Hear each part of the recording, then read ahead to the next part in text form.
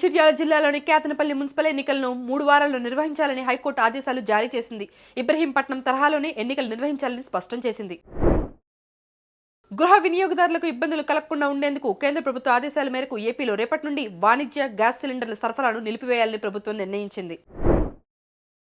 మాజీ సీఎం కేసీఆర్ ను చెన్నూరు మాజీ ఎమ్మెల్యే బాల్క సుమన్ కలిశారు. కేతనపల్లి ఘటనలో అరెస్ట్ అయి జైలుకు వెళ్లిన బాల్క సుమన్ బెయిల్ వచ్చిన అనంతరం కేసీఆర్ ను కలిసి ఆశీర్వాదం తీసుకున్నారు. కేంద్ర హోంశాఖ మంత్రి అమిత్ షా మరోసారి మావోయిస్టులపై కీలక వ్యాఖ్యలు చేశారు.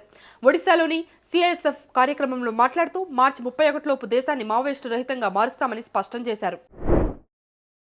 ఛత్తీస్గఢ్లో ఘోర రోడ్డు ప్రమాదం చోటు చేసుకుంది. కర్దేగా అవుట్ పోస్ట్లోని గొడంబా వద్ద బస్సు బోల్తాపడి 6 ప్రయాణికులు మృతి చెందారు. ఈ దుర్ఘటనలో పలువురు గాయపడ్డారు.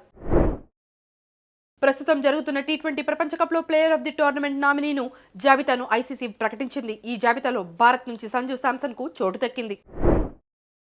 నటి మీనాక్షి చౌదరి తన వ్యక్తిగత జీవితంపై వస్తున్న గాసిప్స్ పై స్పష్టత ఇచ్చారు.